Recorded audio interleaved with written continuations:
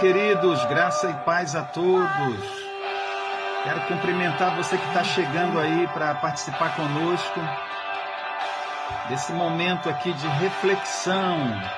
Seja muito bem-vindo. Já já estaremos começando aqui a nossa conversa e será muito bom ter você conosco nessa oportunidade. Já temos aqui algumas pessoas conosco. Seja bem-vindo para esse momento, ok? Fique conosco aí. Contamos com a sua participação.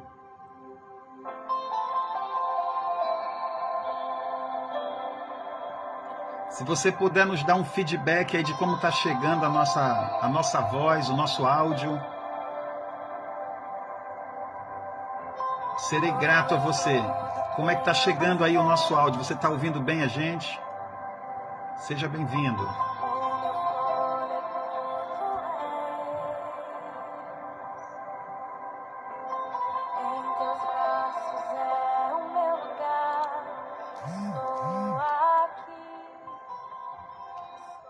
Irmã Márcia Pinheiro, lá de Ananindeua, nossa amiga aí de longas datas. Deus abençoe sua vida. Prazer ter você conosco na nossa live. Vai um abraço aqui para o nosso querido pastor, lá de Portugal. Nosso amigo é o pastor, esqueci até o nome dele agora aqui, mas é um amigo nosso que está lá em Portugal. Acho que é ele aqui, está com um nome diferente aqui no perfil, está Metatron.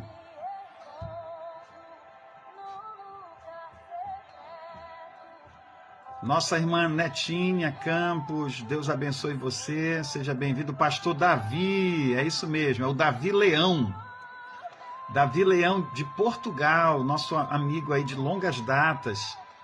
Um prazer receber você conosco neste bate-papo aqui que nós vamos já começar. Vamos conversar um pouquinho hoje sobre esse momento que nós estamos vivendo aqui no nosso país.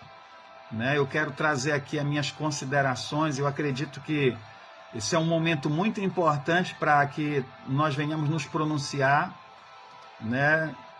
enquanto nós temos essa liberdade de podermos falar livremente o que nós pensamos sobre o que está acontecendo no nosso país, Então, eu acredito que é um momento muito oportuno para um diálogo, para que possamos pensar um pouco, ouvir o outro e analisarmos o que está acontecendo. A gente precisa nesse momento realmente ouvir, refletir. A gente perdeu muito essa capacidade de reflexão, devido à nossa vida tão corrida no nosso dia a dia, em busca do nosso pão de cada dia, ocupados com tantos afazeres. Muitas das vezes nos preocupamos apenas com aquilo que nos é mais básico e fundamental e muitas das vezes deixamos de lado um pouco aquilo que está por trás de tudo isso e que nos possibilita tudo isso, A educação, a saúde, o emprego. A gente muitas das vezes se preocupa apenas com os resultados e não se preocupa com aquilo que provoca os resultados, Aquilo que é a causa do que nós usufruímos ou não, E hoje a gente está vivendo um contexto no nosso país em que há uma preocupação muito grande, existe assim um certo temor na nossa sociedade sobre o que será do futuro do nosso país daqui para frente, quando milhões de brasileiros se sentem inseguros, se sentem um tanto desconfiados, desconfortáveis diante desse cenário político que inspira temor, inspira medo, inspira dúvidas. E eu acredito que diante de tudo que está acontecendo, uma grande maioria das pessoas, elas querem realmente o melhor para o seu país, querem o melhor para a sua família, para as futuras gerações. Mas a dificuldade que nós temos hoje é exatamente em saber o que é esse melhor, o que pode ser esse melhor diante das decisões que nós precisamos tomar hoje sobre o futuro do nosso país, né? E que envolve questões políticas, envolve questões da administração da nossa nação, do nosso povo. Nós, como brasileiros, né, durante décadas, não estivemos muito preocupados com isso. Nós sempre soubemos reclamar, falar mal,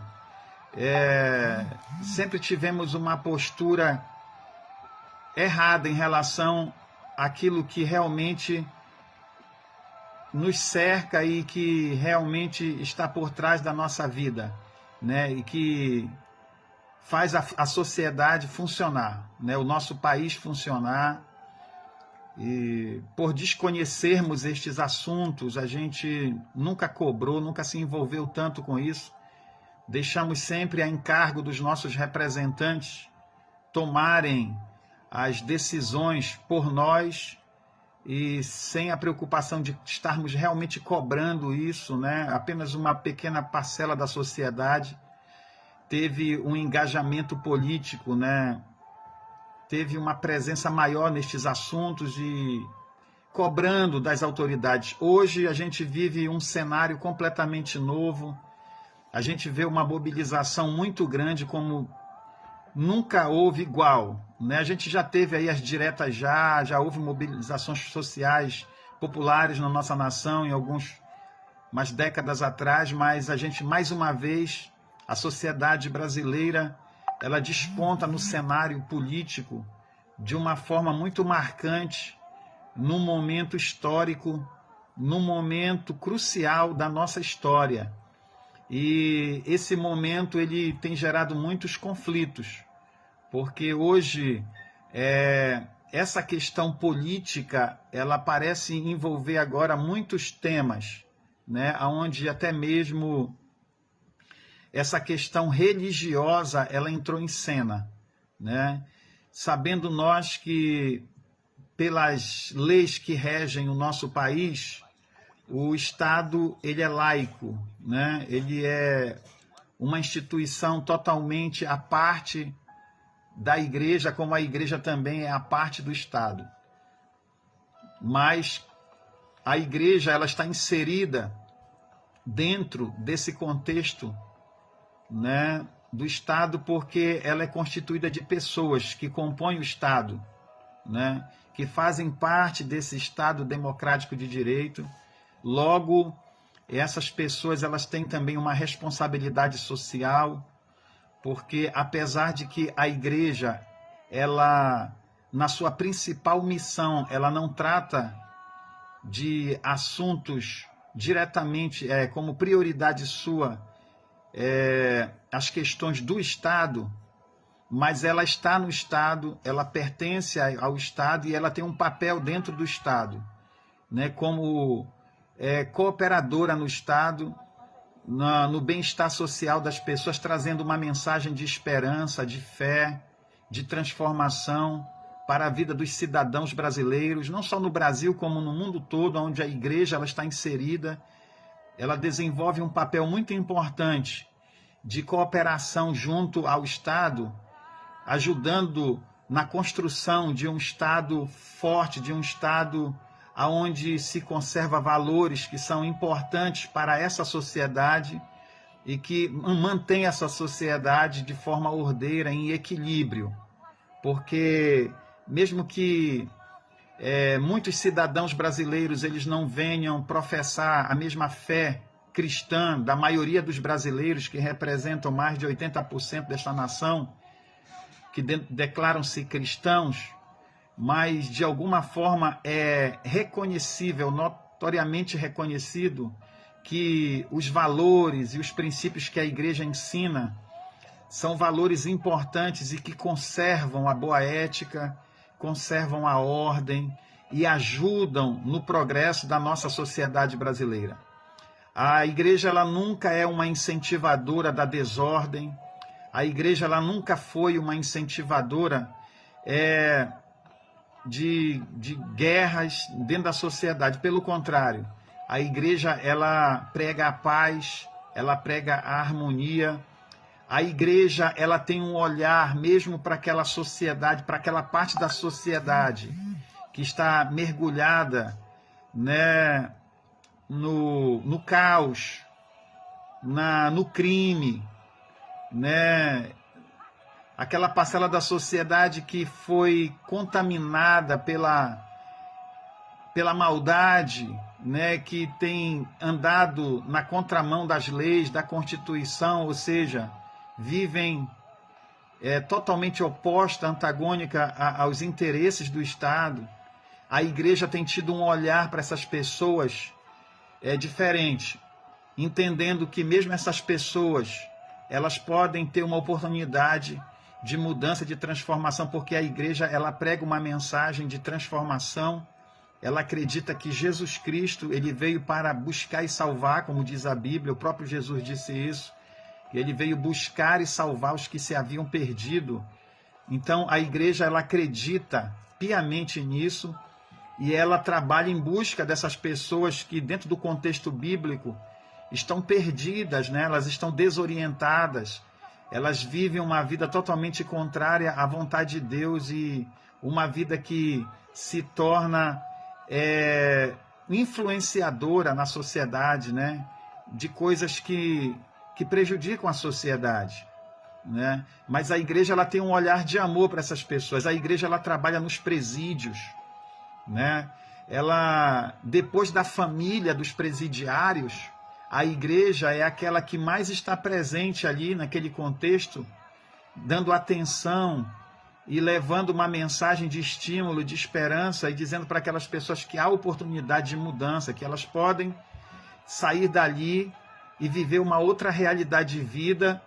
E todo cristão que convive dentro desse ambiente, né, que é realmente praticante da sua fé, pode dar testemunho do sucesso que a igreja tem alcançado nesse aspecto, né? Com certeza eu posso agora estar falando, estou com poucas pessoas agora nesse momento, mas com certeza mais tarde, em algum outro momento, vai ficar gravada essa live e muitas pessoas estarão assistindo essa gravação e haverão de concordar comigo por experiência própria. Quem sabe muitas pessoas que viveram nessa situação, né, outrora estavam em oposição às leis desse país, à Constituição, às autoridades que mantêm a ordem nesse país, e eram foras da lei, e hoje foram abraçados pela fé em Jesus, foram inseridos na sociedade, têm as suas famílias, contribuem para a sociedade de forma ordeira, ética, e isso é a prova mais real do que representa realmente o Evangelho, a fé cristã e a importância da igreja nesse papel, a importância da igreja na vida da sociedade. Por isso, a voz da igreja ela precisa ser ouvida, a voz da igreja precisa ser acatada com respeito. A igreja ela não pode ser descartada de maneira nenhuma, porque ela já vem contribuindo com o Estado desde a sua formação. A bem da verdade que ela existe antes mesmo do Estado, e todas as leis que são criadas dentro do Estado democrático de direito devem também atender à igreja no sentido de procurar preservar a igreja e manter a igreja, porque ela, com certeza, sempre trabalhou para o bem comum da sociedade. É claro que nós precisamos entender uma coisa, isso não vai mudar numa sociedade cristã, e nem que haja apenas um representante do cristianismo dentro de uma sociedade. Mas essa pessoa que realmente compreende o valor do Evangelho, essa pessoa nunca vai se dobrar diante de qualquer lei ou de qualquer coisa que possa ir de encontro aos princípios da palavra de Deus, ainda que o Estado, né, seja laico, ainda que a igreja ela esteja separada do Estado por leis criadas pelo Estado, cada um tem o seu papel e não deve interferir em muitas questões, né? Em relação de um para com o outro, mas no que diz respeito àquilo em que está ligado à vida humana e é com o que a igreja trabalha, com o que a igreja trata, né? A vida humana. Então, a igreja, ela também tem o seu papel, tem a sua importância, tá certo? Então, nenhum indivíduo, mesmo que ele esteja isolado numa sociedade, seja o único indivíduo que creia no Evangelho de Jesus, ele não vai abrir mão do Evangelho, porque para um cristão, a palavra de Deus é a verdade suprema. A palavra de Deus é a verdade que está acima do Estado e que, biblicamente falando, todo cristão ele deve se submeter às autoridades, é bíblico isso, desde que as autoridades estejam submissas a Deus. Quando o Estado ele anda na contramão da vontade de Deus, o indivíduo cristão que pertence a esse Estado, ele, em submissão a Deus, como autoridade suprema do universo, ele não deve obediência ao Estado. Isso nós vemos claramente na passagem bíblica, quando os 2 discípulos do Senhor, Pedro e Silas, foram presos, e então as autoridades disseram para que eles parassem de falar do nome de Jesus, que eles não poderiam mais falar de Jesus ali naquela cidade, que eles seriam soltos, mas que devessem prometer que não falariam mais no nome de Jesus ali. Na doutrina de Cristo, não falariam mais nada sobre os ensinamentos de Jesus ali. Então, aqueles apóstolos disseram, olha, importa obedecer mais a Deus do que aos homens, né? Eles não disseram que não se deve obedecer às autoridades e nem se obedecer às pessoas que estão em posição de autoridade na sociedade, mas eles foram claros em dizer que importa obedecer mais a Deus do que aos homens. E é exatamente isso que nós precisamos entender como seres humanos que somos, como cristãos que somos, né?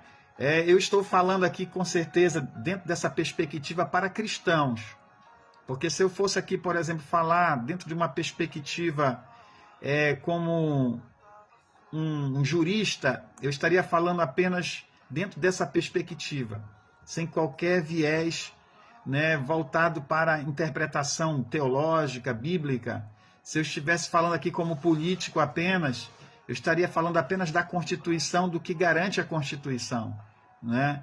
Mas nós precisamos exatamente entender isso, que acima da nossa nacionalidade, da nossa identidade como cidadãos brasileiros, nós que declaramos ser cristãos nesta nação, e somos mais de 80%, precisamos entender que a nossa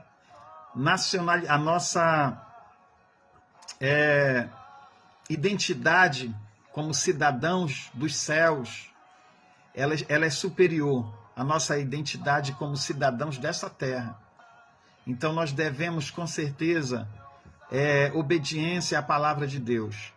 E é nesse momento que nós estamos vivendo dentro da nossa sociedade, onde nós precisamos tomar uma decisão muito importante, que isso tem um peso muito grande sobre a nossa vida e que vem nesse momento exatamente mostrar a qualidade, o teor, a substância dessa nossa fé, né? E vem mostrar realmente o que está acima de nós, se é o Estado ou se é o Deus que nós declaramos que nós servimos. Eu acredito que tudo isso que nós estamos vivendo hoje serve para muitas coisas na nossa vida. Não apenas para decidir quem será o presidente, o novo presidente deste país, mas nos serve para avaliar realmente a qualidade da nossa fé, a qualidade do nosso cristianismo, a qualidade do nosso relacionamento com Deus, né? O que significa realmente para nós servir a Deus. Está inserido dentro desse contexto religioso, né? Que para mim, na verdade, é mais do que um contexto religioso. A gente usa o termo religião, religiosidade, para definir um grupo dentro da sociedade que tem princípios e valores pautados dentro de uma fé religiosa, né? Mas, na verdade, a gente que conhece a palavra de Deus entende que é muito mais do que isso. Se trata exatamente de uma posição de submissão a Deus e de um relacionamento com Deus. Porque nós precisamos sempre partir do princípio do início de quando Deus criou o homem, né? Deus, ele tem direito legal sobre a existência humana. Deus, ele existe antes do Estado, antes das civilizações, antes da organização social, né? Das civilizações que foram organizadas, antes dos governos que foram criados. Deus, ele é antes de tudo isso, e quando ele cria o homem e insere o homem dentro desse contexto terreno, Deus não coloca ele dentro de um sistema político humano tão plural como nós vemos hoje, onde cada país tem a sua identidade cultural, tem as suas leis próprias, que são divergentes de um para o outro, para com o outro, né? Mas não, Deus coloca o homem na terra e ele é o Senhor, ele é o governo sobre o homem, né? Ele é aquele que traz princípios e valores para este homem, para ele seguir, né? E exatamente essa ruptura com o governo de Deus, essa ruptura com essa submissão a Deus, que levou o homem então a viver essa pluralidade, aonde hoje nós vivemos num mundo totalmente longe dessa perspectiva divina. E isso nos faz entender porque hoje nós vivemos um conflito tão grande no mundo inteiro, e em especial aqui no Brasil, onde nós precisamos tomar algumas decisões muito importantes, né, para a nossa nação, e que não representam apenas uma questão política, mas algo que vai trazer para o nosso país, né, a bênção de Deus ou não, né, porque apesar de nós vivermos hoje debaixo de regimes, de governos, nós precisamos entender que acima da nossa democracia deve estar a teocracia, nós cristãos, porque se porventura estiver falando com alguém que é ateu, isso não tem valor nenhum, entendeu? Isso não tem valor nenhum para um ateu, isso não tem valor nenhum para um cristão que não lê a Bíblia, que se diz cristão, mas não lê a Bíblia, ele vai até ignorar o que eu estou falando. Isso não tem valor nenhum para uma pessoa que é apenas religiosa, que tem uma prática de ir e vir a uma igreja, que escolheu para servir a Deus, mas que ainda não compreendeu que servir a Deus é muito mais que você ir e vir a uma igreja. Porque nós estamos vendo aí, diante do que está acontecendo, é que muitas pessoas que vão para a igreja, né, e voltam para suas casas e vivem ano após ano numa prática religiosa, hoje tem uma dificuldade muito grande em assimilar, entender o que está acontecendo e como se postar, qual a decisão tomar diante de um desafio tão grande que nós temos em eleger um presidente, sabendo que nós temos dois seres humanos, né? E que esses dois seres humanos são falhos, né? Nós temos dois seres humanos que têm uma compreensão sobre Deus e sobre a palavra de Deus diferente. Talvez um tenha mais temor e consideração aos princípios da palavra de Deus e esteja mais aberto para aquilo que Deus quer, para a vontade de Deus, e outro esteja mais aberto para outras coisas que vão de encontro à fé cristã, né? Um que esteja mais aberto ao relativismo, né? O que é que o relativismo ele ensina? O relativismo ele é algo muito forte na nossa sociedade brasileira e na sociedade mundial, né?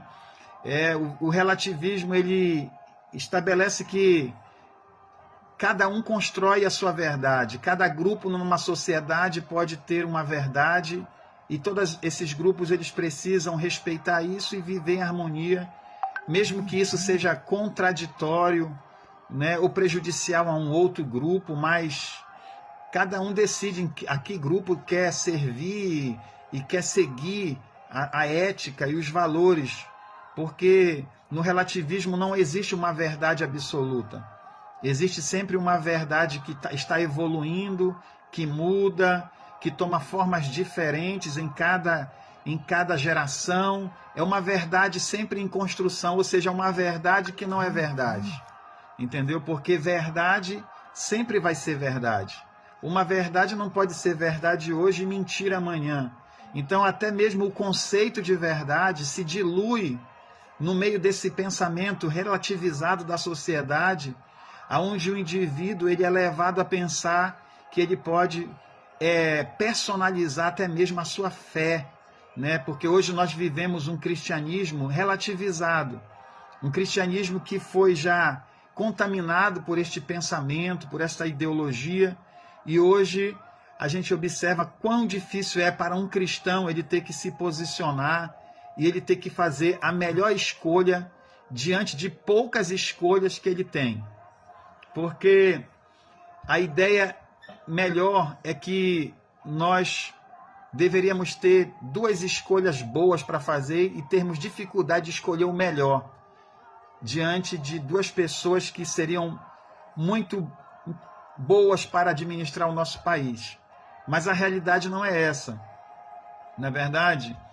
Mas mesmo diante dessa realidade, nós temos que ainda escolher, né, fazer a melhor para que nós possamos crivar as coisas e caminhar para um futuro melhor, onde nós possamos ter melhores oportunidades amanhã e acreditando que nós podemos construir um país melhor, cada vez melhor, e fazendo bom uso da única arma que nós temos para banir do poder aqueles que se usam da máquina pública, se utilizam da máquina pública para interesses pessoais, né? Para interesses partidários, para interesses ideológicos, né? Com finalidades e objetivos que são aí planejados, né? Para a construção de uma nova cultura dentro da nossa sociedade.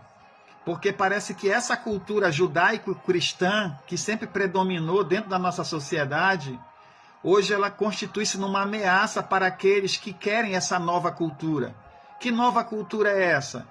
É a cultura do aborto, tá certo? Da desvalorização da vida na sua forma mais primária, lá desde a concepção, porque parece que já conseguiu se destruir na mentalidade de muitas pessoas e até mesmo na mentalidade de muitos cristãos, que a vida ela não começa na concepção, né? Para muitos não começa nem logo depois da concepção, porque há países que querem aprovar aborto aos 9 meses de vida de uma criança, por interesses puramente voltados para uma parte, né? Às vezes para o lado de uma pessoa que foi gravemente afetada pelas circunstâncias que lhe levaram a ter aquela vida, mas dentro da nossa Constituição, nós precisamos entender que a Constituição sempre defendeu que a vida ela está acima de tudo, até mesmo acima da lei, porque toda lei ela tem que ser criada para a preservação da vida. Nenhuma lei que venha a ser criada contra a vida, ela deve ser aceita, deve ser respaldada, entendeu? Porque a lei existe para preservar a vida. A vida, ela é antes da lei. A lei não existiu primeiro para trazer a existência da vida, não. A lei foi criada por aqueles que nasceram, vieram a esse mundo e que se organizaram em sociedade, criaram leis para a preservação da sociedade, a preservação da vida humana na Terra. Mas muitas das vezes, por força das circunstâncias que levam uma pessoa a ter uma criança, e às vezes até mesmo circunstâncias que mostram mais a irresponsabilidade das pessoas em gerar filhos de forma irresponsável, levam muitas das vezes pessoas inescrupulosas, pessoas que não têm princípios de Deus na sua vida, mas que são egocêntricas, são guiadas pelo seu próprio eu, a criarem leis que possam favorecer aqueles que não querem ter filhos simplesmente porque os geraram de forma irresponsável, sem programarem isso, né? Por muitas das vezes, num momento aí numa balada, num momento de diversão, de extravasar as emoções, né? Olhando apenas para si mesmo, naquele momento não tiveram cuidado e agora querem descartar a vida de um ser humano que não teve culpa nenhuma de ser gerado e de ser trazido à existência lá no ventre primeiro, porque parece que ainda não coube na cabeça dessas pessoas que antes de vir ao mundo já existe uma vida dentro do ventre de uma pessoa que é extremamente influenciada por estímulos externos, estímulos que vêm desde daquilo que a pessoa come até daquilo que a pessoa pensa e que vai gerar seres humanos que vão trazer na sua formação consequências dessas coisas. Mas tudo isso tem sido banalizado em nome de um orgulho próprio, em nome de defesas de minorias que perderam exatamente o sentido da vida, que perderam totalmente a noção do que significa a vida. Por quê?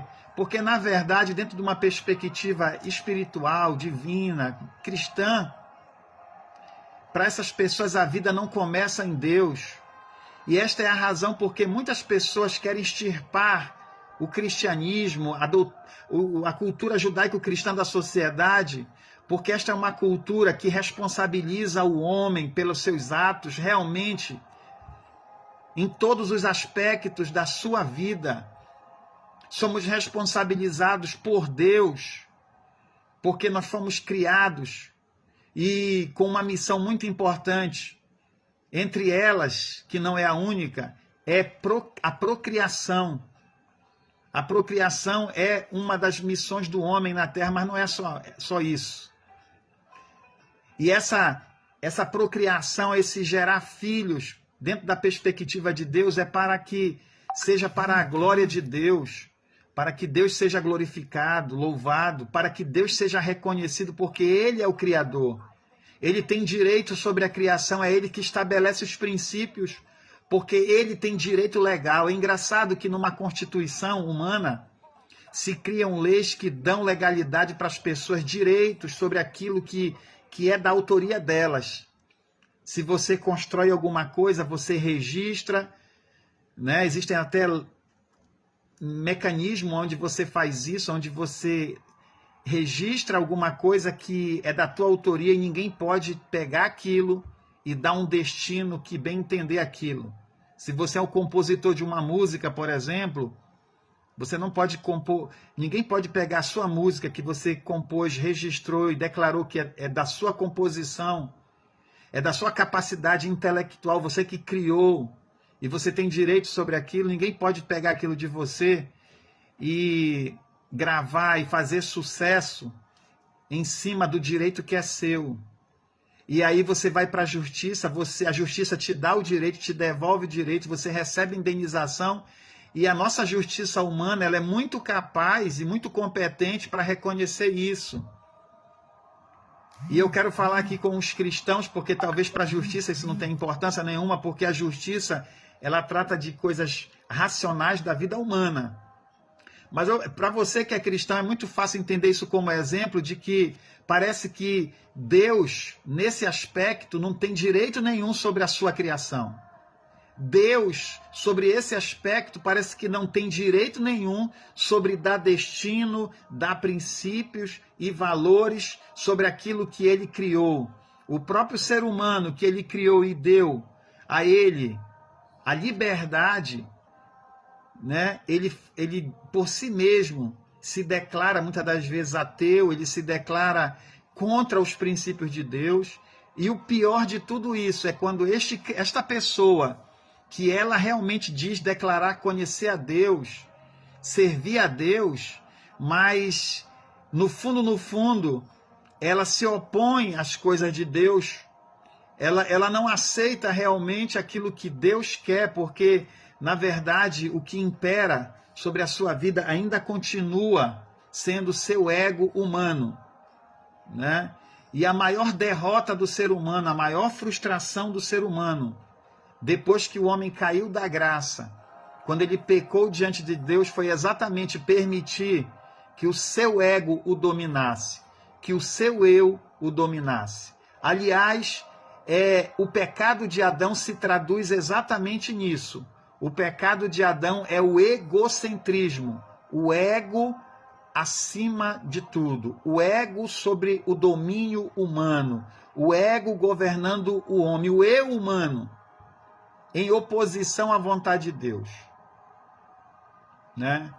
E Deus, ele enviou Jesus para resolver esse problema, para trazer o homem de volta à submissão a Deus, ao governo de Deus. E quando nós declaramos que somos cristãos, quando nós somos ensinados desde o berço a honrar a Deus, a caminhar na presença de Deus e ter a Bíblia como palavra de Deus sobre a nossa vida, como regra de fé e prática, como a nossa carta magna, como a nossa constituição principal, que está acima de qualquer constituição humana, nós, mesmo assim, nos tornamos opositores, nos tornamos fora da lei, como um cidadão aqui fora que não obedece às leis do seu país e vive uma vida totalmente antagônica às leis do Estado, cometendo crimes. Nós continuamos cometendo crimes contra Deus, nos opondo às leis fundamentais do universo que preservam a vida, que preservam aquilo que é extremamente importante para o plano de Deus, para com aqueles que Ele criou e tem direito e autoridade sobre a sua criação. Tem direito legal.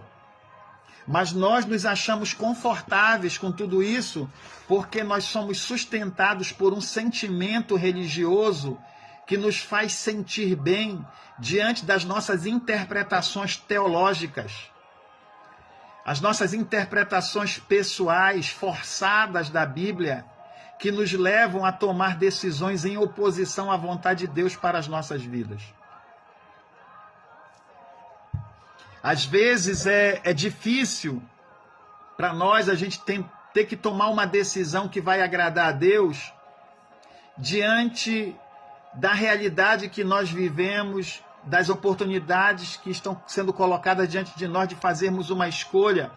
Porque, como eu disse, dos dois lados nós vemos pessoas que estão mais abertas para o que Deus quer e outras mais fechadas, mais abertas para aquilo que vai totalmente de encontro à vontade de Deus. Mas eu acredito que nesse momento nós não temos que espiritualizar nada.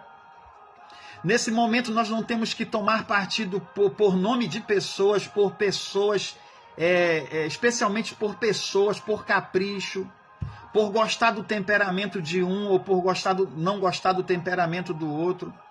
Nesse momento em que nós estamos vivendo da nossa história, do nosso povo brasileiro, nós temos que ser, no mínimo, razoáveis, no mínimo, capazes de compreender o que é melhor para aquilo que Deus quer para nós que nos consideramos cristãos. E eu sei que eu estou falando aqui para uma grande massa de 86% de pessoas que se declaram cristãs, mas que neste momento não conseguem ter uma atitude correta diante do que precisam fazer e que pode, com certeza, ajudar decisivamente a nossa nação a tomar um rumo melhor em direção ao que Deus quer para nós, para um futuro que nós estamos caminhando, que eu acredito que é muito promissor, porque nós saímos aí de um momento da nossa história onde nós tínhamos um governo totalmente aberto para aquilo que ia de encontro à nossa fé,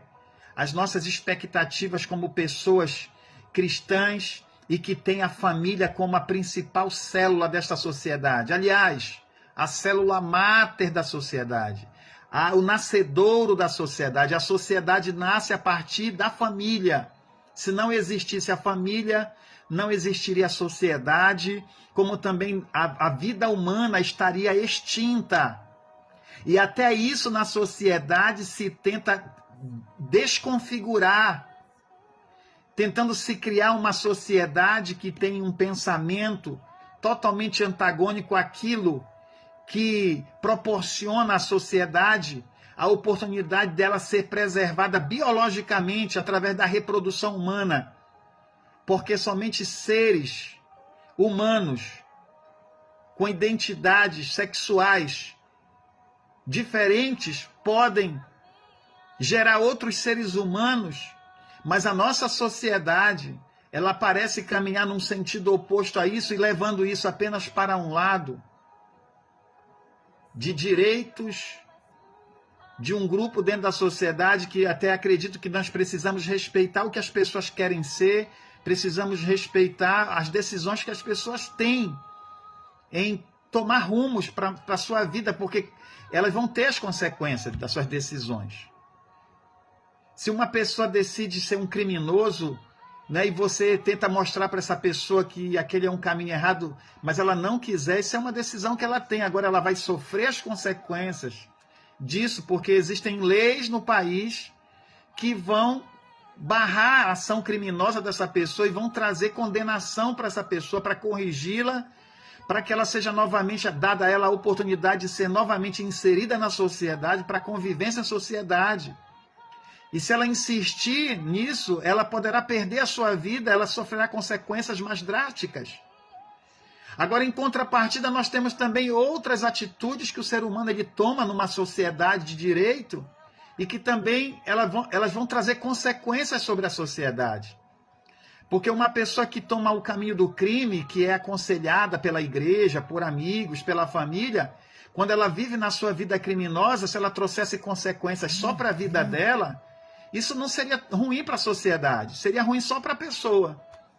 Mas acontece que aquela pessoa ela se aprofunda naquela vida e ela mais tarde ela vai se tornar uma ameaça para a sociedade, vai matar um pai de família, vai tirar a vida de alguém que contribui de forma decisiva para a sociedade, para o crescimento, para o bem comum, para a harmonia na sociedade. Né?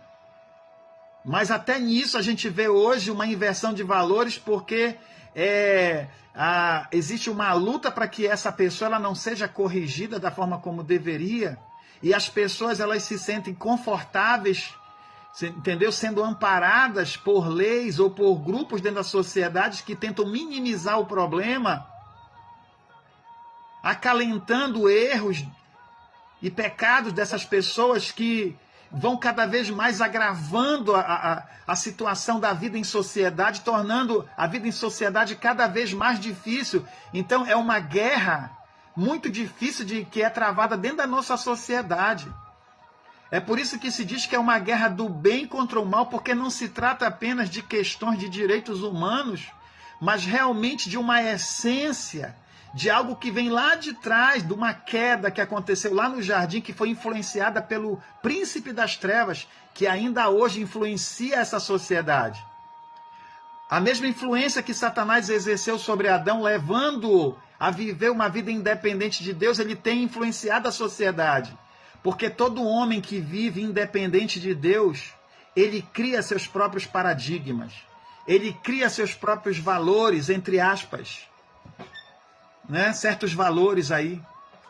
Ele cria suas leis que muitas das vezes prejudica a própria sociedade, mas esse ser humano, né, em articulações dentro da sua sociedade, ele consegue amparo, ele consegue apoio com outras pessoas que se identificam com a sua causa, porque são pessoas também envolvidas com essas coisas, são pessoas que alimentam esses sentimentos egocêntricos, egoístas e nocivos à sociedade, e amparados por pessoas que estão lá no poder, que também fazem parte desses grupos, querem sancionar leis no nosso país, né? Amparado por uma força midiática muito forte que entra dentro dos nossos lares através da televisão, através dos canais fechados, mudando a cultura do nosso povo. É uma coisa muito forte. As pessoas que são leigas, que não conseguem entender e ter uma visão apenas de minorias, apenas uma visão de direitos, uma visão relativizada da vida, não conseguem enxergar a gravidade de tudo isso e o quanto nós somos empurrados para o caos. Sem perceber que existem interesses por trás disso que não são apenas interesses internos.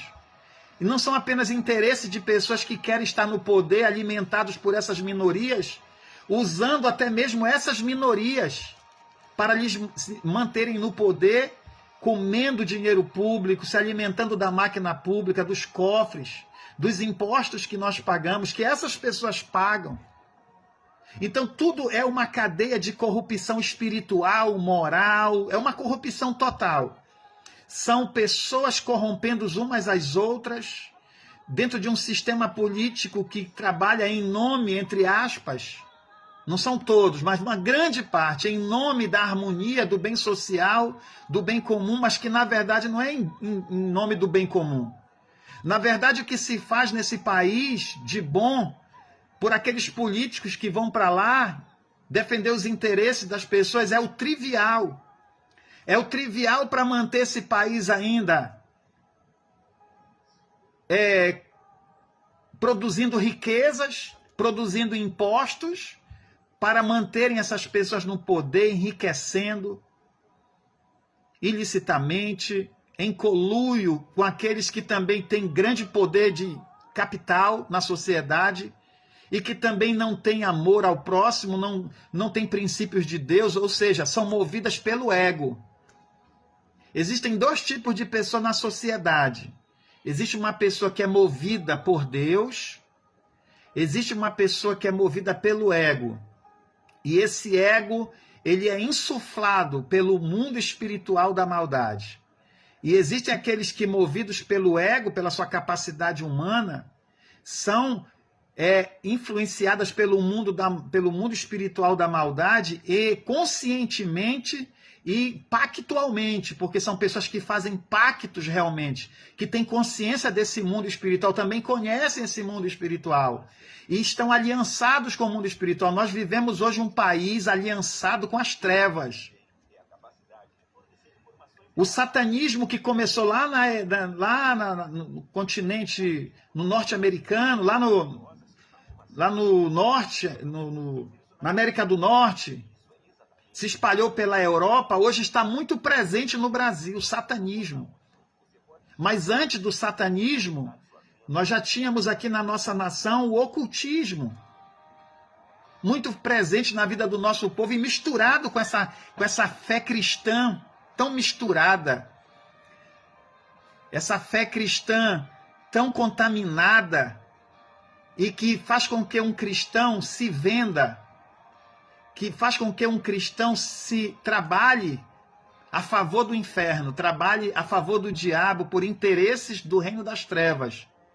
Então existe uma série de coisas que envolvem a situação do nosso povo, desde uma ignorância que vem lá do banco da escola, viu, promovida por aqueles que sempre controlaram a educação do nosso povo, no sentido de que eles fossem domesticados a esse tipo de política controladora, porque os nossos jovens cristãos que nascem no berço cristão, com os ensinamentos cristãos e vão hoje para uma faculdade, uma grande parte deles sai de lá ateus, porque tem professores que estão ali realmente a desfavor do cristianismo, estão ali para dizer que o cristianismo é uma mentira, que a cultura judaico-cristã é uma farsa e que é o mal que assola a sociedade brasileira e o mundo. E muitas das vezes nossos filhos, por terem sido criados num contexto cristão religioso, em defesa apenas de tradições religiosas e não em defesa de um amor, de um coração inflamado por um relacionamento com Deus, por uma defesa da sua fé a Deus, do conhecimento da palavra de Deus, de sustentar a verdade a qualquer custo na nossa vida, na nossa casa, na nossa comunidade, no nosso país, são enganados, são seduzidos, porque não tiveram raízes profundas no seu relacionamento com Deus. tiveram raízes profundas sim, na sua religião, na sua tradição religiosa, que lhe ensinou a fazer uma oração decorada, que lhe ensinou a ir e vir à igreja como uma prática religiosa, mas que não lhe ensinou a verter sangue por aquilo que acredita como Jesus. Porque Jesus lutou contra todo esse sistema religioso que inclusive incentivou a sua crucificação. E lutou também contra o Império Romano, que lavou as mãos, entre aspas, que tinha o poder, sim, de naquele momento dizer que Jesus era inocente. É claro que ele precisava passar pela cruz. Era necessário, não foi Pilatos que levou Jesus para a cruz, a gente sabe disso. Não foram necessariamente os judeus que levaram Jesus para a cruz. Eles foram importantes nisso, mas Jesus precisava ir para lá, porque ele precisava cumprir lá a sua missão. Ele precisava entregar a sua vida para que nós fôssemos aproximados de Deus e pudéssemos novamente conhecer a verdade absoluta de Deus, pudéssemos ser restaurados novamente ao governo de Deus e pudéssemos hoje ter um posicionamento de Deus em face das realidades da nossa vida humana aqui na Terra, que nos empurra para o governo de Satanás, para uma cultura diabólica que ainda tenta dominar a vida dos seres humanos e que os seres humanos não enxergam isso porque estão mortos espiritualmente. O homem perdeu a sua identidade espiritual em Deus. E a gente vê ao longo da história Deus sempre lutando para que essa identidade não fosse perdida, esse conhecimento sobre Deus, até que viesse aquele que iria redimir o homem. Deus preservou o seu conhecimento através de Noé, com a sua família, os únicos que guardavam ainda essa promessa. Deus começou o mundo tudo de novo. Mas lá no tempo de Abraão, a sociedade já estava totalmente, novamente afastada. Deus chama Abraão e faz uma aliança com ele e diz que dele iria gerar uma nação, que iria carregar essa aliança, essa promessa e queria trazer o Messias. Queria nascer nesse mundo trazendo a revelação do verdadeiro Deus, o verdadeiro conhecimento sobre a origem humana e o propósito de Deus para a vida desse homem que ele criou. E foi por causa de Jesus, dessa obra redentora na cruz do Calvário, que nós chegamos aqui nessa sociedade do século 21, compreendendo como Deus trabalhou desde a queda, desde os milênios que se passaram, que foram mais de cerca de 6.000 anos, até aqui, compreendendo claramente de onde nós viemos, o que nós estamos vivendo hoje, o que nos espera amanhã. Mas como uma sociedade brasileira de cristãos pode entender isso, se a única coisa que eles podem entender, ou o mais próximo que eles podem chegar de Deus, é através da religião, que tem ensinado esses brasileiros apenas a cumprir ritos religiosos, práticas religiosas, mas que num momento decisivo da nossa história, como esse, nós não sabemos nos colocar diante da melhor escolha, que talvez não seja mais certa, mas nós só temos duas opções. E nós temos que ser, no mínimo, razoáveis e entender que de um lado a porta do inferno está mais escancarada e do outro existe uma aceitação maior para que nós possamos construir uma cultura melhor para os nossos filhos, possamos preservar valores de uma cultura que só tem ajudado esse país a crescer, a ser uma sociedade melhor. Mas nós não sabemos nos posicionar. Por quê? Porque nós temos nos deixado levar por partidos, pelo ego, por pessoas, por interesses pessoais, de pessoas que usam o sofrimento do nosso povo brasileiro para se eleger, para subir ao poder em cima do sofrimento das pessoas, que não tem, muitas das vezes, muitos não têm o que comer por aí, e esses políticos ficam dizendo que se você votar nele, você vai voltar a comer picanha. Isso é uma vergonha, um desrespeito aos pobres, às pessoas simples, que não sabem discernir o que estão fazendo com elas, tentando induzi-las a fazer algo para se beneficiar e mantê-las presas a um assistencialismo. Porque sempre foi isso. Porque se não fosse isso, esses 15 anos de governo aí do PT aí para trás, teriam resolvido definitivamente os problemas da fome, o problema da seca, que sempre foi empurrado pelo governo de forma lenta, para manter sempre os votos, um projeto grandioso, que foi sendo feito lentamente, para que as pessoas ficassem sempre na esperança de que mais cedo ou mais tarde eles iriam conseguir os bons resultados, aquilo que há décadas eles estavam esperando, cujos antepassados morreram. Quantas pessoas morreram no sertão porque não conseguiam plantar nada para comer, porque não podiam tirar da terra o sustento para sua família. E as pessoas usaram isso, tendo dinheiro público para fazer isso, para ajudar o nosso povo.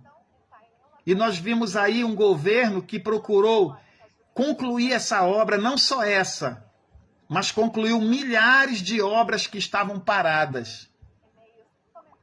E isso é o suficiente para a gente já começar a entender algumas coisas muito importantes. Pensarmos como brasileiros o que está acontecendo na nossa nação, o que estão tentando fazer com o Brasil, para onde estão querendo nos empurrar de novo.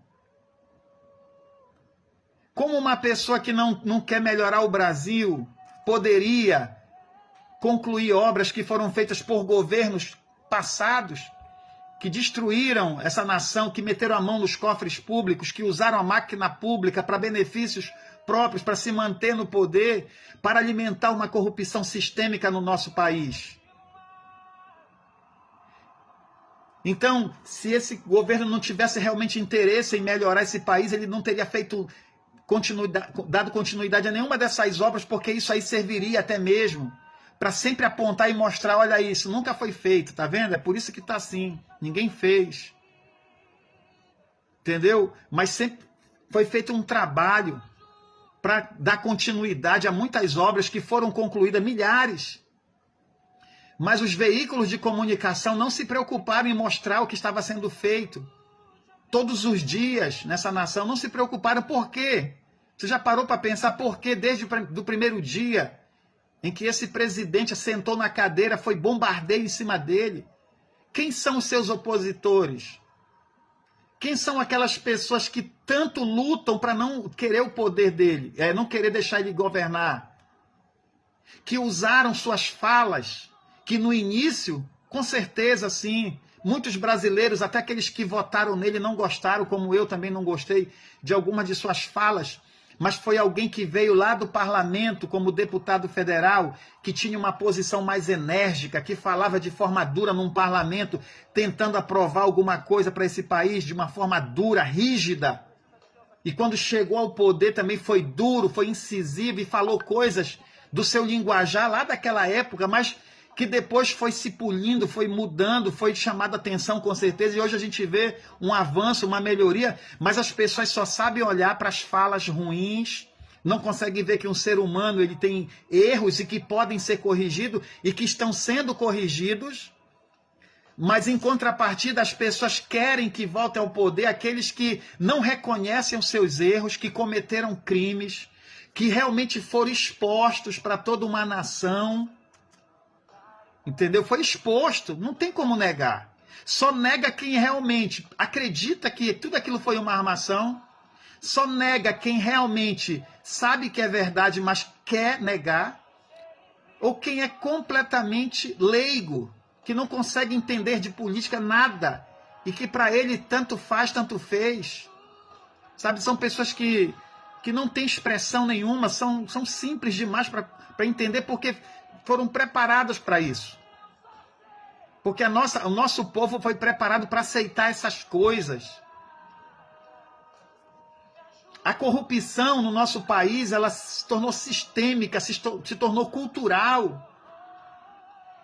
Seria muito fácil para a nossa nação hoje decidir essa eleição se realmente essa cultura de corrupção não tivesse se infiltrado tão incisivamente, tão profundamente, ser arraigado na vida do nosso povo, porque nós ainda conseguimos ver milhares de pessoas que conseguem dizer: eu vou votar nessa pessoa porque ela ajudou o jovem a chegar à faculdade, eu sei que roubou, eu sei que fez muita coisa errada, mas o pobre foi atendido. Esse pensamento, ele foi construído na mente da sociedade para manter essas pessoas no poder, fazendo o trivial e roubando a sociedade.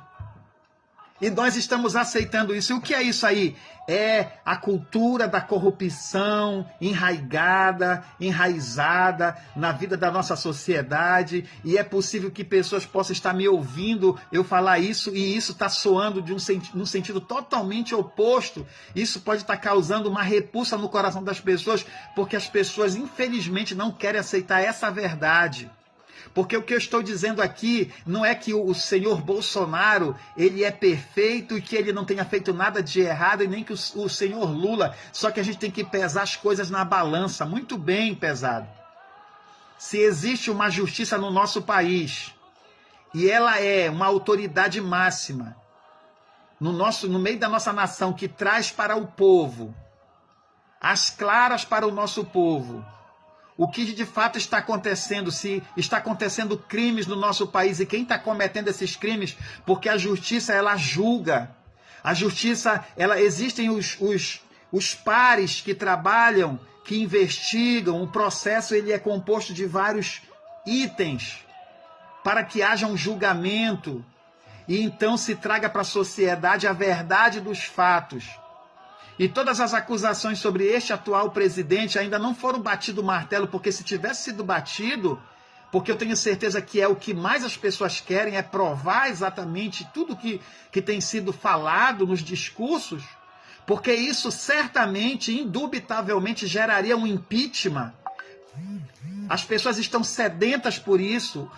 O Supremo Tribunal está sedento por um impeachment. Os parlamentares de esquerda estão sedentos por um impeachment. Até muitos que estão lá no Centrão querem isso. Mas existem algumas razões porque isso ainda não foi feito. E uma delas é realmente porque ainda não existem as provas concretas. Todas foram derrubadas até agora. Porque senão já teria acontecido esse impeachment como aconteceu o da Dilma. Porque tem muitas pessoas querendo isso. E você ainda não parou para pensar por que as pessoas querem tanto isso, diante dos resultados que são aí óbvios. Você quer saber o que esse governo fez?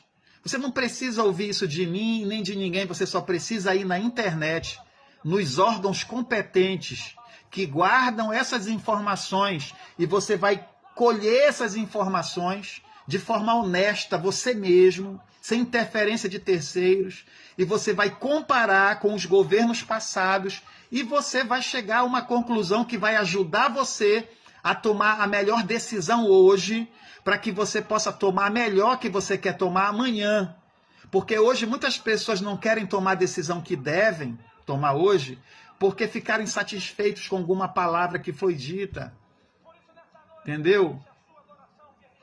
Com algumas falas, ou com algumas coisas que foram usadas pelos opositores para ludibriar as pessoas, para dizer que esse presidente não gosta de mulher, se foi o presidente que mais apoiou leis no seu governo em defesa da mulher, que tem lutado por leis mais rigorosas para impedir a ação de criminosos que agem contra as mulheres, estupram mulheres, criminosos que violentam crianças. Você está entendendo? Mas nada disso é observado. O que é observado são alguns pontos falhos do seu governo. Entendeu? Que colocando em comparação com o governo passado, porque nós só temos duas opções agora. Ou a gente apoia um lado que não é perfeito plenamente, tem falhas, tem. Mas vê o outro lado que tem falhas gritantes, crimes que foram realmente comprovados, foram julgados, pessoas que devolveram bilhões de reais desse dinheiro, isso já é uma prova para nós, contundente de que houve crime, mas que foi descondenado por algumas questões da justiça, questões de tribunal que estava julgando o caso que não deveria ser daquela circunscrição, e se aproveitaram dessa brecha da lei para parar um processo, para impedir e dar uma abertura para que essa pessoa viesse novamente se candidatar, porque essa pessoa ainda tem no país uma certa relevância devido a toda essa manipulação que sempre foi feita em cima das pessoas carentes, pobres do nosso país. É dever de qualquer presidente fornecer para o cidadão o direito à educação básica, à saúde. É direito. Se esse presidente que está aí está fazendo alguma coisa, isso é direito dele. E ele tem que continuar fazendo o mesmo. Entendeu? Porque o dia que ele não fizer, e o dia que ele também se corromper, nós temos que tirá-lo do poder. Nós não podemos permitir que essa corrupção sistêmica possa induzir o nosso voto. Nós temos que mudar, Brasil, nós temos que mudar, não é uma questão de pessoa, de partido, é uma questão de mudança cultural. Nós estamos diante de uma grande oportunidade de avançar e mudar a cultura do nosso país, dar oportunidade para os nossos filhos de um Brasil melhor, onde eles também não ficarão vivendo na desesperança, como muitos brasileiros viveram há décadas, pensando que não tinha mais jeito para esse país.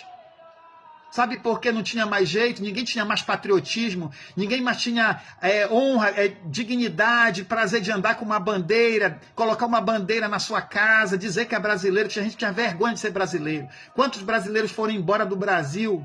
Eu conheço pessoas que estão em outros países são brasileiros, ficam falando mal do Brasil. Se gabando agora que estão em outra nação, porque aqui no Brasil é isso e aquilo. Mas as coisas estão mudando. Nós saímos aí de uma pandemia, depois nós entramos numa guerra aí, a Ucrânia entrou numa guerra com a Rússia, que trouxe um conflito que se generalizou, um problema dentro das nações do mundo. A Europa, que tinha relações comerciais com a Rússia, como também os Estados Unidos, cortaram essas relações comerciais para tentar impedir o avanço da guerra, tiraram suas empresas de lá, tentaram atacar a economia da Rússia para parar a guerra. Sabe o que aconteceu? A Rússia também fechou as portas para as relações comerciais com esses países. Sabe o que aconteceu? Agora esses países estão em crise, porque a Rússia fornecia gás, tinha muitas outras coisas que forneciam, tem os agrotóxicos, combustíveis. E agora pensavam que iam prejudicar a Rússia logo no início, a Rússia não iria aguentar tudo isso, iria ceder, porque esta é a jogada política do mundo. Nós não temos hoje muitas guerras acontecendo no campo de batalha, as guerras sangrentas como antigamente. O mundo foi pacificado, mais pacificado depois da Segunda Guerra Mundial, a instituição da ONU, que foi criada para tentar promover a paz, o diálogo entre as nações, mas ainda existem algumas guerras por territórios, como é o caso da Rússia. Mas a grande guerra que existe no mundo hoje é a guerra econômica e a guerra ideológica, tentando incutir na mente dos povos, interferir na vida dos povos com uma mentalidade que possa jogar aquele povo contra o seu governo para causar instabilidade, e aquele outro povo que tem ascendência econômica possa penetrar nesses países e fazer aliança com aqueles que assumem o poder, estão abertos para essas alianças, como é o caso aqui no Brasil. Por que essa esquerda quer se implantar? Existem interesses internacionais. Você tem que abrir mais sua mente, ler, estudar, para que a gente possa ter uma visão mais ampla e não ser manipulado como sempre nós fomos manipulados. Nós fomos manipulados pela imprensa. A imprensa parecia ser, na sociedade, o único órgão que tinha imparcialidade. Quando a gente queria ouvir a verdade, a gente ia para a imprensa. Vamos ouvir a imprensa, porque a imprensa é investigativa, porque a imprensa ela investiga e joga, a luz, traz luz sobre a escuridão. Mas o que foi que nós descobrimos depois que foi descoberto toda essa rede de corrupção? Que a imprensa estava nessa rede de corrupção. Essa mesma imprensa que antes do presidente Lula assumir o poder pela primeira vez, batia pesado em cima dele. Insinuava que ele não tinha capacidade administrativa porque era analfabeto, não tinha escolaridade, não tinha capacidade intelectual. Mas hoje, em plena eleição, aonde ele, que foi condenado, e a imprensa expôs isso para o Brasil, foi beneficiado na sua entrevista, lá na sua apresentação, antes da eleição, no debate, onde nós claramente, qualquer pessoa leiga viu o quanto eles foram a menos no discurso com o senhor Lula, né? Usando palavras ali estratégicas para que aqueles que estivessem assistindo o debate pudessem ser direcionados a um pensamento, mas quando foi no dia de entrevistar o presidente Bolsonaro, foram palavras duras, tentando cortar a fala. Os próprios dados antes da eleição, as estatísticas que apontavam aqueles que estavam com as melhores indicações para conseguirem se eleger. Você tem que estar com a mente aberta para isso. Você viu os indicadores daqueles que são contra o governo? Ficavam jogando na mídia todo o tempo os resultados, mostrando que todos os candidatos apoiados pelo presidente, a grande maioria deles, estavam sempre abaixo dos seus concorrentes, que estavam em oposição ao governo. Qual foi o resultado das eleições?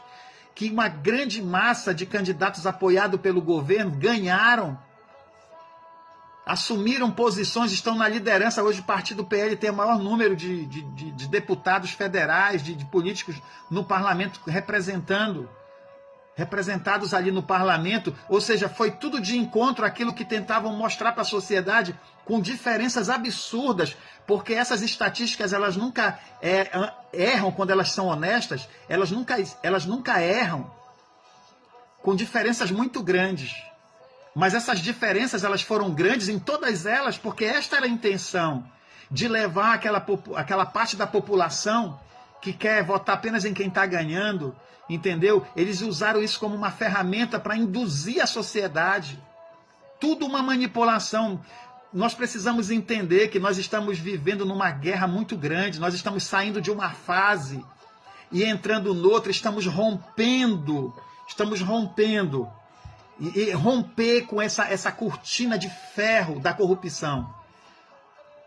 Da corrupção agora, porque uma outra cortina de ferro do socialismo quer se estabelecer. Toda a cortina de ferro se estabelece depois da cortina de ferro da corrupção. Entendeu?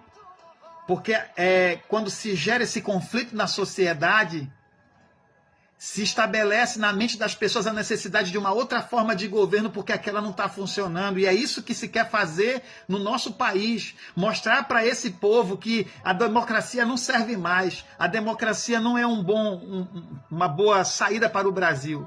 Mas tudo é feito em nome da democracia, mas abrindo portas cada vez mais para o pensamento socialista, que está impregnando o mundo. Se você olhar no mapa, todos os países praticamente em volta do Brasil já estão dentro dessa política. O Brasil, ele é praticamente um país isolado na América do Sul, que conserva realmente a democracia, o Estado democrático de direito, e luta pelos direitos individuais.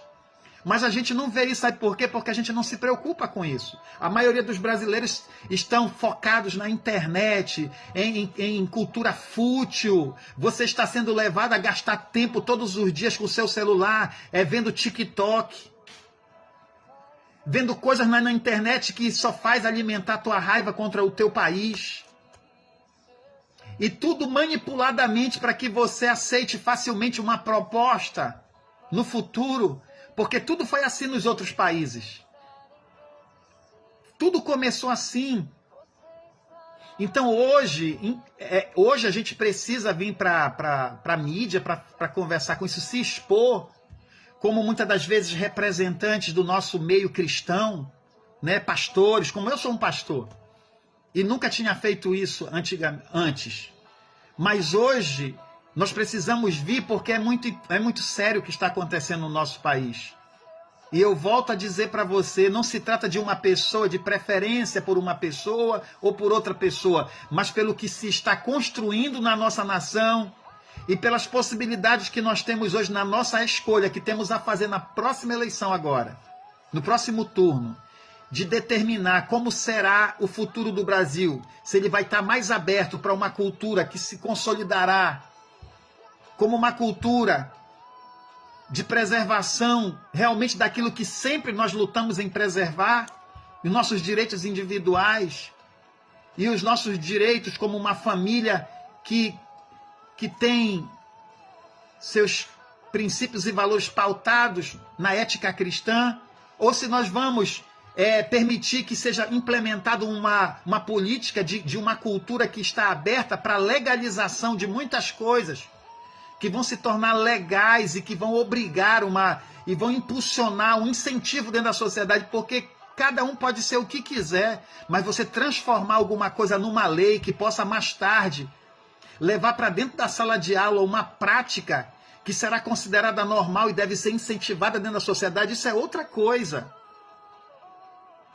O direito que você tem de educar o seu filho e transmitir os valores que você recebeu dos seus pais para eles, para que eles possam aprender, assimilar, também como das instituições que você frequenta com a sua família, como a igreja, a escola e outras instituições.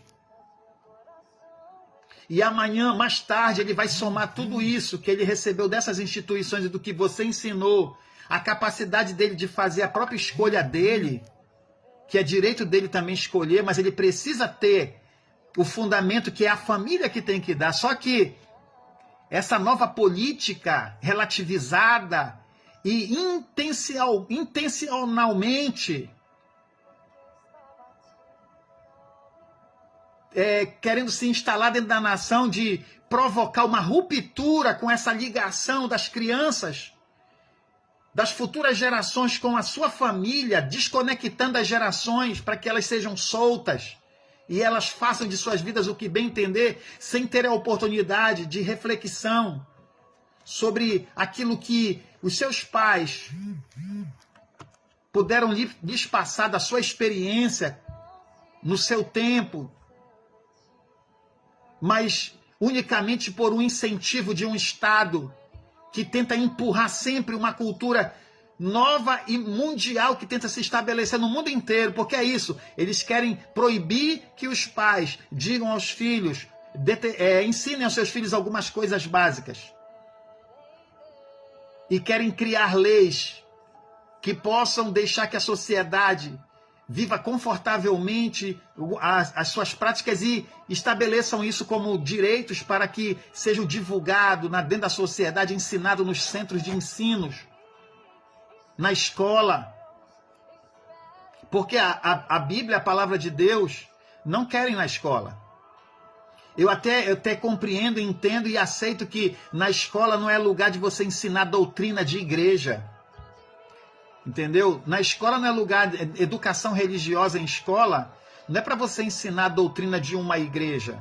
É para você falar sobre religiões comparadas, é para você falar sobre as religiões que existem no mundo, qual é a prática de cada uma delas, mas é em casa que os pais ensinam seus filhos, porque o Estado democrático de direito, ele tem isso, tem que haver essa separação. Seria muito bom que o sistema democrático de direito se submetesse ao governo de Deus. Mas isso não é possível agora, mas nós vivemos numa sociedade onde majoritariamente a maioria são cristãos. Então, ainda os desejos dessa sociedade, os anseios majoritários precisam ser respeitados. E essa sociedade precisa saber trabalhar isso com equilíbrio na sociedade. Por isso eu digo que uma igreja, dentro da escola não pode se impor uma doutrina, mas pode se falar sobre as religiões, a influência de cada uma delas dentro das sociedades.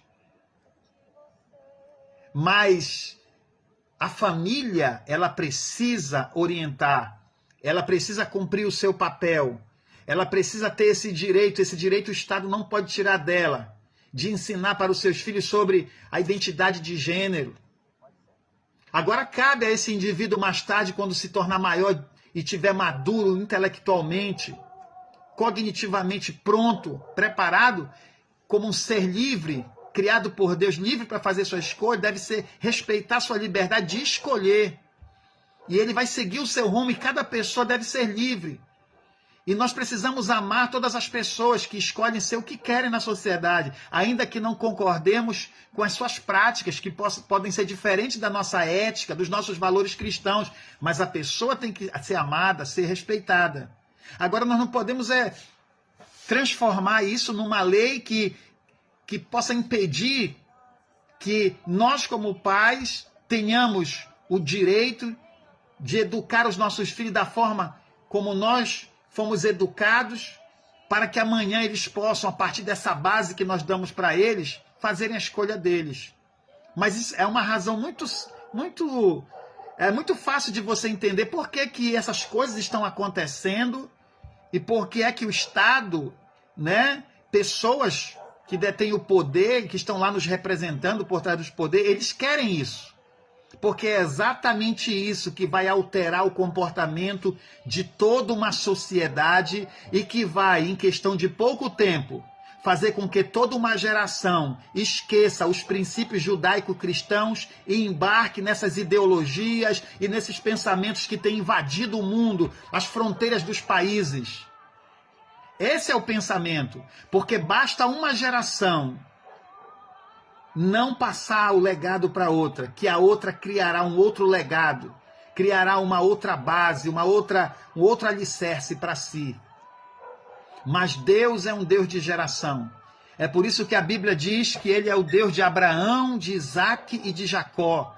Porque Deus está preocupado com o indivíduo individualmente, mas Deus está preocupado com o indivíduo no contexto da sua família, como também Deus está preocupado com o indivíduo no contexto de toda uma sociedade, porque Deus tem um propósito com a raça humana que começa lá na criação, na individualidade, quando cria Adão, e depois quando ele dá a ele uma esposa e dá uma missão para eles, onde eles geram uma família, e a partir dali seguem um propósito de Deus. E o propósito de Deus é que os seus filhos, aqueles que foram criados por ele, nunca esqueçam de onde eles vieram, quem eles são, qual o propósito de Deus para a sua existência. Porque o dia que o homem esquece disso, o dia que nós tiramos Deus da nossa vida, tudo perde o sentido, tudo ganha outro sentido.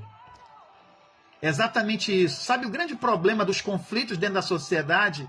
É quando Deus foi tirado do meio da sociedade, da vida do ser humano individualmente, lá na queda, e depois ele, consequentemente, ele foi tirado da vida da família e de uma sociedade maior, mais organizada. Esse é o nosso grande conflito. E mesmo nós, mais próximos de Deus, através dos nossos esforços humanos, como eu digo assim, que a religião representa os esforços humanos em tentar se aproximar ao máximo de Deus. Entendeu? Eu acredito que a iniciativa humana, a tentativa humana de se aproximar de Deus, o que ele conseguiu de lucro, de bons resultados nisso foi criar religião. Foi criar religião. A religião trouxe o homem para mais perto de Deus, mas não chegou aonde Deus queria. Porque se tivesse chegado aonde Deus quer, não havia esses conflitos. Esses conflitos que nós temos sobre decisões que precisamos tomar em nossa vida, baseada na vontade de Deus, são conflitos da religião, da nossa fé direcionada por religiosidade, por tradições humanas, influenciadas pelo ego humano que ainda se sobrepõe à vontade de Deus. Porque todo ser humano que está realmente entregue à vontade de Deus, entregue ao governo de Deus, num relacionamento com Deus e quer um avivamento para a sua nação, busca dias melhores para a tua nação, ele vai ser razoável numa hora em que nós estamos passando por um momento tão difícil e vai fazer a escolha que melhor irá posicionar o seu povo e as futuras gerações para algo que Deus quer fazer nesta nação, para que não aconteça o que está acontecendo na vida dos cristãos que estão na Europa e nos Estados Unidos. Você sabe o que está acontecendo na Europa, nos Estados Unidos? Os países que foram responsáveis para que o cristianismo chegasse aqui no Brasil, o cristianismo na Europa e nos Estados Unidos está apático. Essa cultura que está querendo se introduzir fortemente aqui no Brasil está diluída na sociedade europeia, na sociedade americana e já engoliu a igreja. E a igreja não tem força de expressão. A igreja não tem força de expressão. O que nós estamos enfrentando aqui no Brasil, lá na Europa e nos Estados Unidos, não estaria sendo enfrentado da forma como nós estamos enfrentando aqui, e que aos olhos de muitas pessoas está sendo uma guerra religiosa ou coisa parecida. Não, não é nada disso. Lá eles iam olhar apenas por uma questão política, uma questão de minorias, entendeu? O que iria ser levado em consideração é a sociedade pós-moderna, plural. Por quê? Porque aquele cristianismo perdeu a sua expressividade.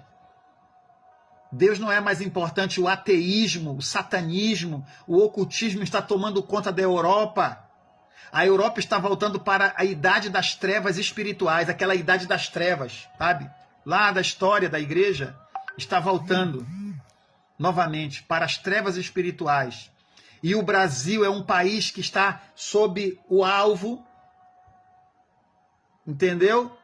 Daqueles que também querem implementar aqui nesse país esse mesmo estado de frieza espiritual, porque existem duas barreiras aqui no Brasil para a implementação desta cultura vil e sombria. A primeira barreira é a igreja do Senhor Jesus Cristo. A primeira barreira, na verdade, é o exército. Porque as pessoas não acreditam que possa existir aqui um socialismo. É verdade.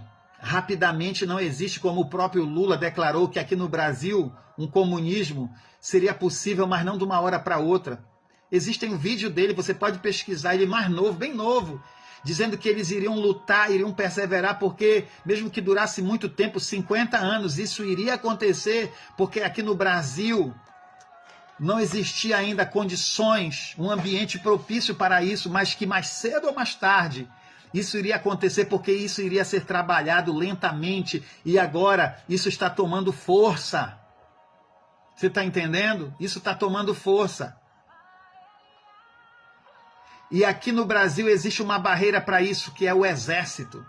Porque os comandantes, as grandes patentes, as Forças Armadas, aliás, as grandes patentes das Forças Armadas, elas são educadas lá na sua educação de base, da sua formação acadêmica, militar, sobre essas questões. Então ainda nós temos uma Força Armada fechada para essa política, esse viés político. Então é uma barreira, é difícil para um presidente chegar aqui e tentar fazer um acordo com as Forças Armadas para a tomada do poder e a implantação de uma nova forma de governo. É difícil. Então isso terá que vir da manifestação popular, o clamor popular, em obediência a uma Constituição que dá liberdade ao povo de escolher, e depois que os povos escolher, só se o exército se voltar contra mesmo, porque se não se voltar e atender a Constituição, obedecer, né? E essa obediência à Constituição, ela está amparada por apoios internacionais, pela ONU e por países que apoiam o socialismo e que são mancomunados com esses políticos do Brasil, que se reúnem, entendeu? Para planejar isso. Isso é algo muito complexo, mas viável. E quanto mais viável for, mais rapidamente isso poderá ser implementado, só que nós não acreditamos. Nós primeiro queremos ver para crer, nós somos Tomé. Nós queremos primeiro ser amordaçados, aprisionados, como muitos dos nossos irmãos aqui em países vizinhos estão sofrendo, estão até correndo para o nosso país, mas isso não nos toca. Isso não nos toca, isso não parece que não nos causa nenhum sentimento, sabe por quê? Porque realmente a gente não está nem aí. Você sabe qual é a situação dos cristãos em outros países lá, o que eles estão sofrendo? Você não sabe, você não está nem aí. Então, as Forças Armadas é uma barreira e depois tem a igreja. E a igreja é uma barreira em dois sentidos. A igreja é uma barreira no mundo espiritual, que é onde a força dessa política ela tem maior poder, porque os cristãos brasileiros não aprenderam a ter uma vida espiritual, ter uma visão espiritual da vida. Vivem na carne. E a Bíblia diz que os que vivem na carne não podem agradar a Deus.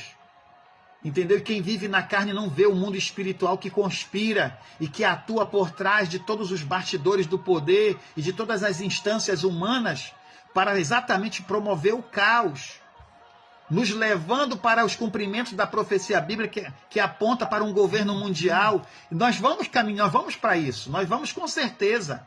Nós vamos para um governo mundial, porque se você não sabe, você nunca, quando era mais novo, nunca tinha ouvido falar em globalização, globalismo. Essa não era uma palavra comum, mas hoje é muito comum.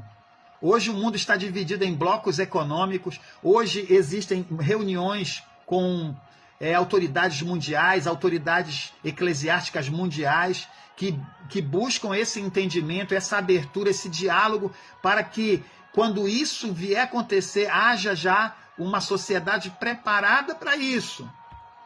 Uma sociedade preparada para isso, ela precisa estar aberta para uma pluralidade, porque a igreja é uma resistência a essa pluralidade. A igreja é uma resistência ao império de Satanás. A igreja é uma resistência para um sistema corrupto e corruptor. A igreja é essa resistência porque ela enxerga pelos olhos espirituais. A igreja sabe o que é melhor para uma nação, para uma sociedade, para uma civilização. A igreja sabe porque a igreja reconhece a sua origem, reconhece o seu dono, reconhece o seu destino eterno. E a igreja sabe que isso vai acontecer, esse governo mundial. Mas a grande questão é como nós estaremos no momento em que isso acontecer. Você está entendendo? Ninguém se importa com o que está acontecendo com o Brasil, porque a visão do cristão brasileiro é curta e está obscurecida pela religiosidade. E eu falo isso para pastores também. Eu falo isso para cristãos evangélicos, para todos os cristãos. Porque eu vou dizer uma verdade para vocês aqui. Nós aprendemos a cuidar do nosso reino. O reino da nossa religiosidade. Cada um cuida do seu reino. Todo mundo quer que a sua igreja seja a maior igreja da cidade. Os pastores querem ser a igreja reconhecida, ter a igreja reconhecida, que tem a maior membresia, que também sempre flertou com o Estado, com os políticos que vieram para dentro da igreja angariar votos, para se posicionar na sociedade. Esses mesmos políticos que defendem essas ideologias sempre estiveram dentro das igrejas. Só que agora o negócio ficou feio. Agora o negócio veio à tona, depois de toda essa corrupção sistêmica que veio à tona, inclusive a corrupção, a podridão que estava dentro da igreja, ainda está dentro de muitas igrejas, viu? Porque isso tem que vir à tona mesmo em todos os âmbitos da sociedade, até dentro da igreja. Toda a podridão tem que sair de dentro da igreja. E eu estou orando a Deus, e nós oramos já há décadas, nós estamos orando, e tem pessoas que já até morreram na esperança de que isso que está acontecendo agora viesse a acontecer. Eu estou louvando a Deus, porque todos os pecados morais e espirituais dessa nação estão vindo à tona, porque é preciso que a luz venha sobre as trevas, para que elas sejam dissipadas. E a Bíblia diz que o julgamento vem primeiro pela casa de Deus, porque a casa de Deus foi levantada, como Paulo diz, para ser coluna e firmeza da verdade. E aqueles que são coluna e firmeza da verdade não podem sustentar mentira, não pode se macumunar com a mentira, não pode beber de duas fontes. Não pode beber de duas fontes. Nós temos que cortar a carne agora. Cortar a carne, sabe? Mas parece que nós não aprendemos, porque agora nessa eleição estava cheio de político aí, nos púlpitos das igrejas, políticos que não estão apoiando, né, essa mudança para melhor do nosso país, mas estavam lá, tiveram suas aberturas. Por quê? Porque a igreja não quer cortar a carne.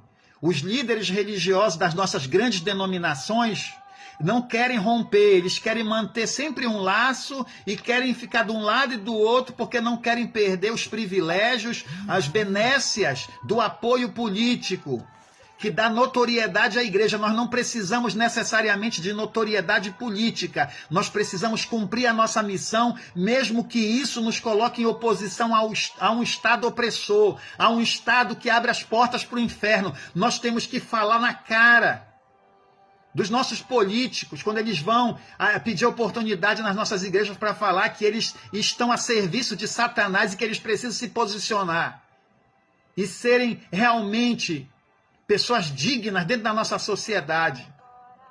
Você está entendendo? Eu não sou radical demais para entender que nós temos que honrar as nossas autoridades, porque a Bíblia manda honrar as autoridades, mas não manda obedecer em todos os casos. Honrar é uma coisa, obedecer é outra. Honrar sempre, obedecer nem sempre. Porque honrar é reconhecer a posição, é respeitar a posição daquela pessoa. É como você tem um pai, ele pode ser beberrão, ele pode fazer alguma coisa, muitas coisas erradas, mas ele é seu pai e você tem que honrar a posição de pai. Agora, o que ele faz, você não pode aceitar. Você tem que falar na cara dele que ele está errado, você tem que sentar com ele, abrir o jogo com ele e dizer que você não participa daquilo, não apoia aquilo e que não aceita aquilo. Mas honrar a posição. Entendeu? A Bíblia diz que toda autoridade é constituída por Deus e precisamos entender o que isso significa. Toda autoridade é constituída por Deus. Toda posição de autoridade é legitimada por Deus. Desde aquela mais concêntrica, aquela que está ligada, por exemplo, à família, onde um pai cuida da sua casa, da sua família, desse círculo mais concêntrico da sociedade. Essa autoridade é constituída por Deus. Como também aquela posição mais elevada dentro de um país que exerce um poder sobre o executivo. Essa posição também ela é outorgada por Deus para exercer liderança e governo sobre uma nação. Mas a pessoa de autoridade, aquele que exerce autoridade, nem sempre é escolhido por Deus. Nem sempre ela é a pessoa certa para exercer aquela autoridade. E a grande dificuldade que nós temos hoje no nosso país é exatamente isso, é ter a pessoa certa. Porque a pessoa certa seria aquela que realmente teme a Deus e só sanciona aquilo que é da vontade de Deus, que agrada a Deus, que é o melhor para o seu povo. Mas numa democracia é muito difícil isso. Mesmo para aqueles que ainda buscam fazer o que Deus quer, mas são empurrados por um parlamento a sancionar algo que eles não podem deixar de sancionar, porque se trata de direitos e de anseios de uma sociedade. E por isso eu volto a dizer para você que o melhor governo é o de Deus, porque o governo soberano de Deus nos faz andar numa só direção.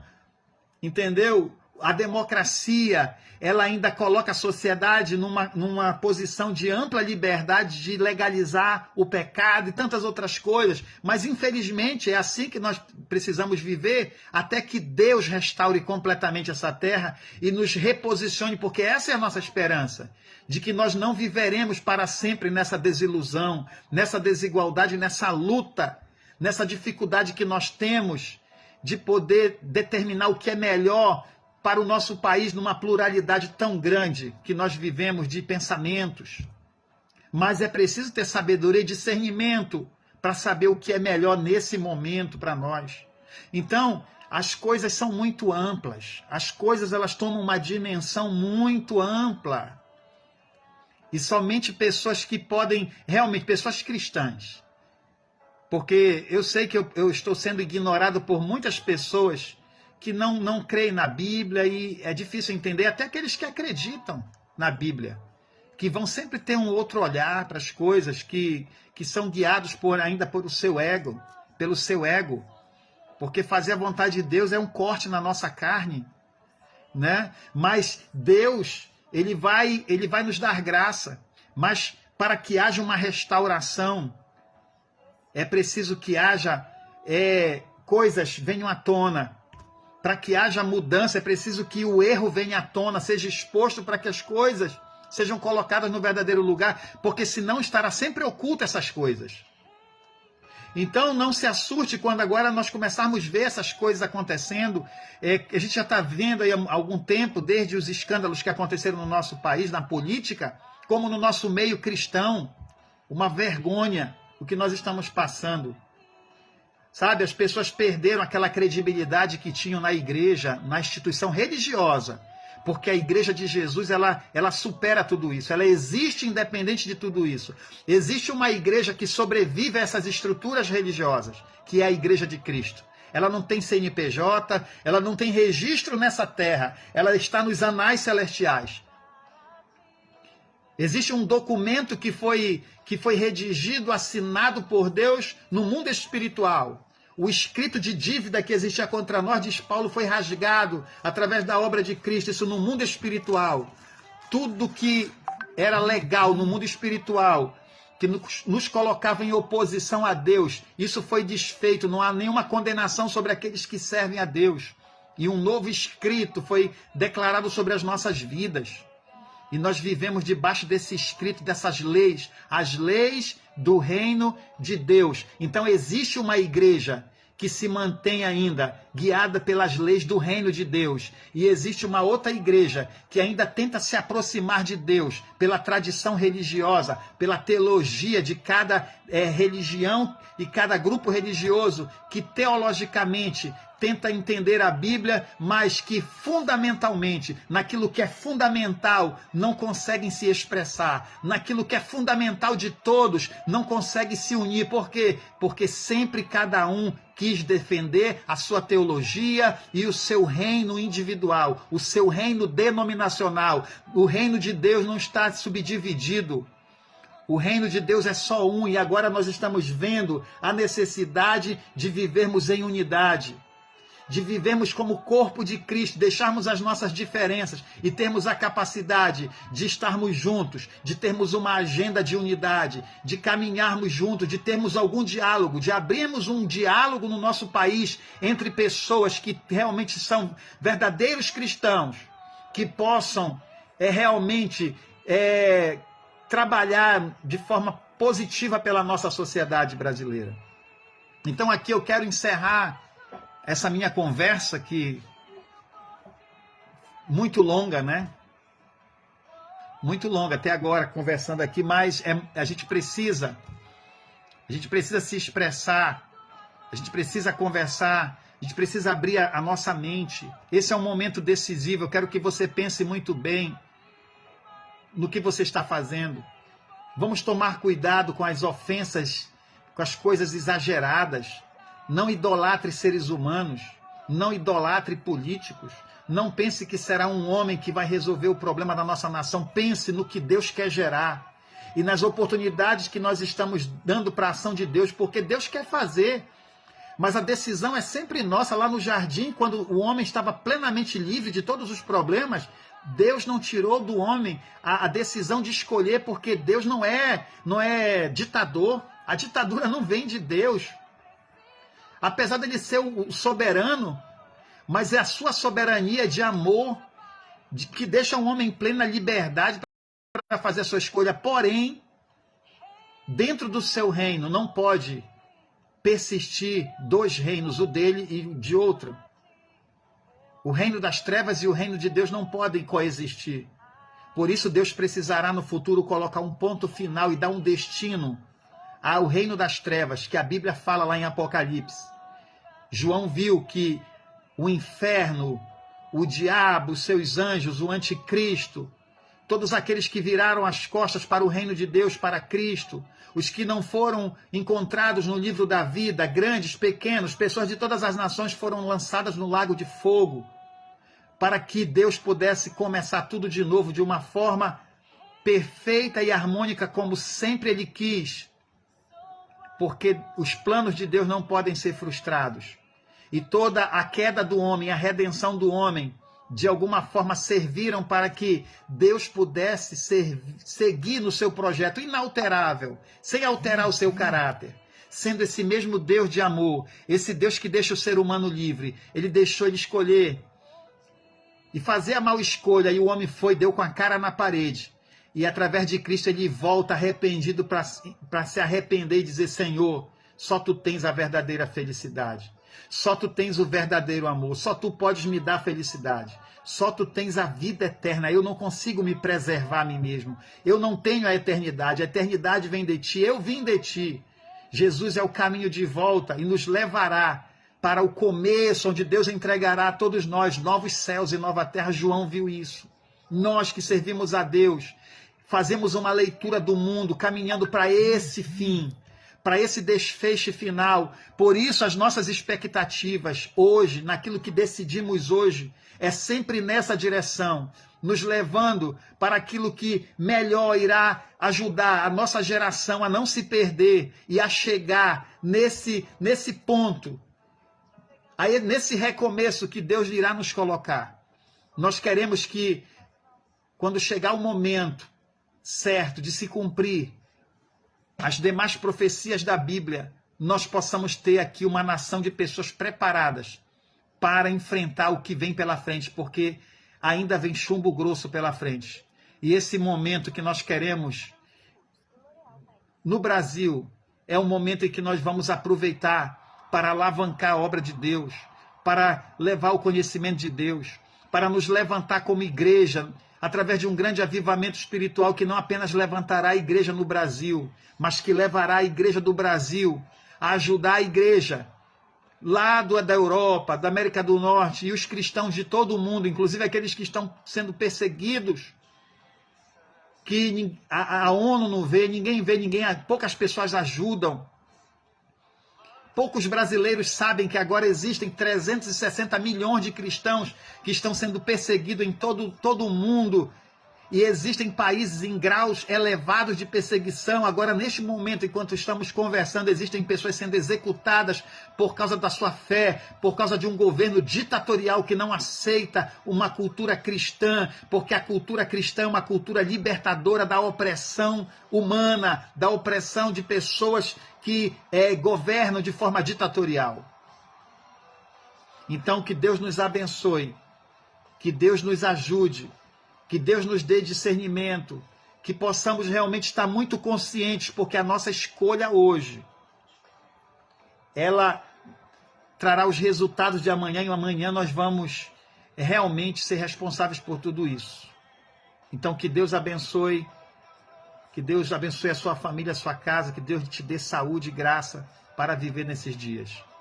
Até uma próxima oportunidade, em nome de Jesus.